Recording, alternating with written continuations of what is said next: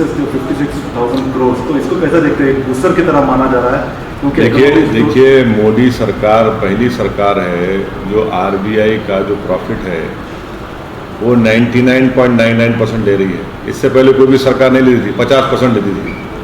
दूसरा ये है कि ये जितना भी अमाउंट है उसमें से 90,000 करोड़ तो बजट में दिखा दिया आप, यानी आपको खर्चा कर लिए।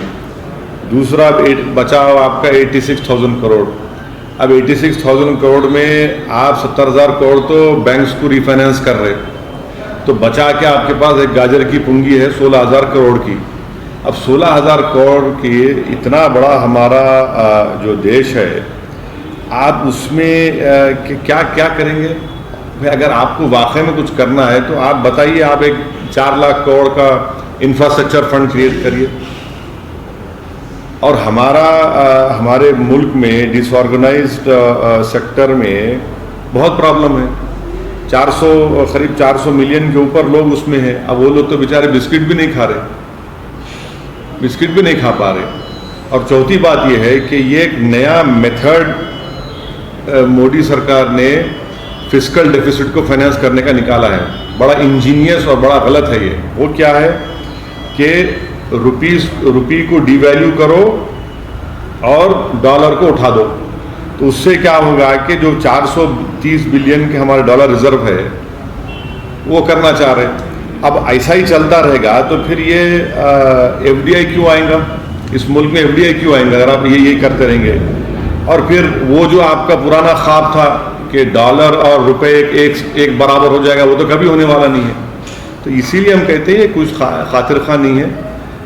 इस मुल्क को ज़रूरत है रोज़गार की, और ख़ास तौर से डिसऑर्गेनाइज सेक्टर में जहाँ पर आज लोग बिस्किट भी नहीं खा सक रहे, उनकी नौकरियाँ जा रही हैं। और हम तो उम्मीद कर रहे थे कि प्राइम मिनिस्टर को इतना बड़ा जो 308 एमपी इनको हिंदुस्तान की अवाम ने इनको इतना बड़ा मैंडेट दिया, वो तो मैंडेट कुछ नहीं कर रहे हैं। एक बजट आया और फाइनेंस मिनिस्टर को दूसरा बजट देना पड़ा। तो ये चीज़ें हैं। Sir, a senior RSS leader Krishna Gopal has claimed that the practice of untouchability came after the advent of Islam.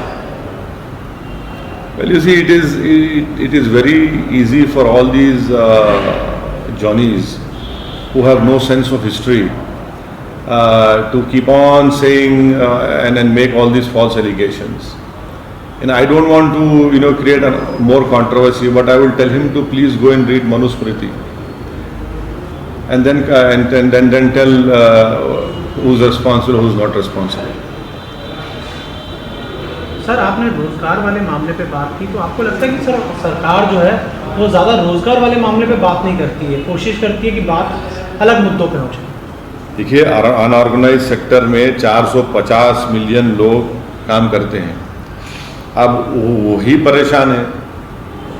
परेशान है और आपके इतनी बड़ी हमारी इकॉनमी है, अगर उसी में ही है, अगर कोई बिस्किट बनाने वाली कंपनी कह रही है कि हम परेशान हैं, ऑटो इंडस्ट्री में लोग जा रहे हैं, और फिर आपके मारुति ने अभी कहा कि वो जितने कॉन्ट्रैक्ट लेबर हैं 10,000 उनको निकालने वाले हैं, तो यकीनन ये बहुत बड़ा एक बहुत बड़ी मुश्किल का वक्त आ चुका है।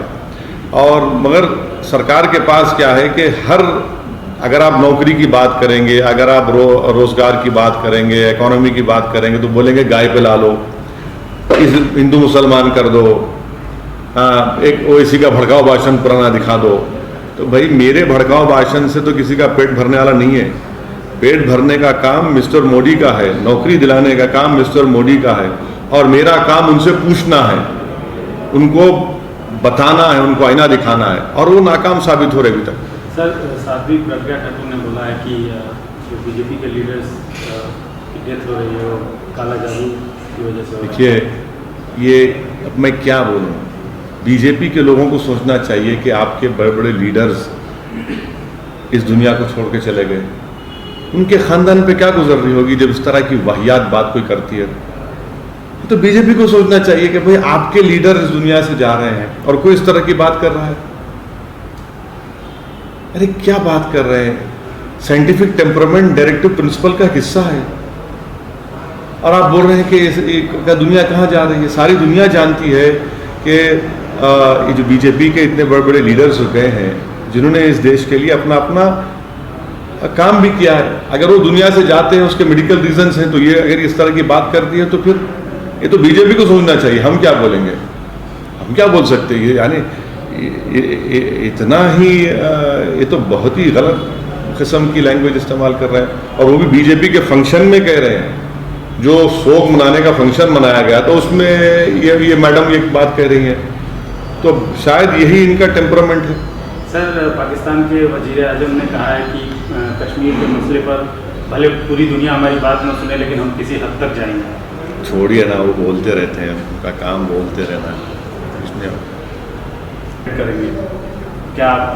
नहीं, ऐसी खबरें आ रही है कि गुजरात में करने वाले हैं, झारखंड में आपने नहीं, झारखंड में जाने वाला हूँ इंशाल्लाह। मैं झारखंड जाऊँगा।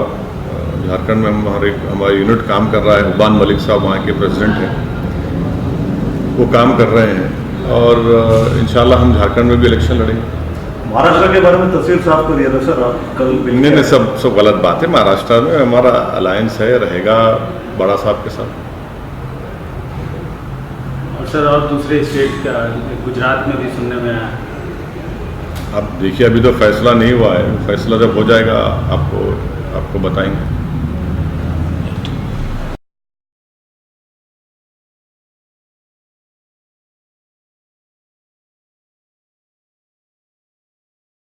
अब A1 टाउनशिप चिविला और मोइनाबाद के दरमियान मेन रोड से 1.3 किलोमीटर आबादी से लगा हुआ तमाम डेवलपमेंट के साथ जहां आप अपना घर बना के रह सकते हैं, जो है बिल्कुल बिल्कुल बिल्कुल आबादी से लगा हुआ। 4 लाख में 100 गज का plot, drainage, electricity, footpath, BT road, college, bus stop जैसी तमाम सहूलियतें दस्तयाब हैं। आपका ये छोटा सा इन्वेस्टमेंट आपका और आपके बच्चों का मुस्तकबिल बदल सकता है। मजीद मालूमात के लिए हमें कॉल करें। Address pillar number 235 opposite fisheries department, Rajendra Nagar, Hyderabad. Contact 7799603838 है तो यहाँ पर रेड कलर का सब्सक्राइब बटन दिख रहा है, उसे क्लिक करें और हमारे चैनल को सब्सक्राइब कीजिए, और साथ ही साथ बेल आइकन को भी क्लिक कीजिए, जिससे आपको ताज़ा अपडेट मिलती रहे।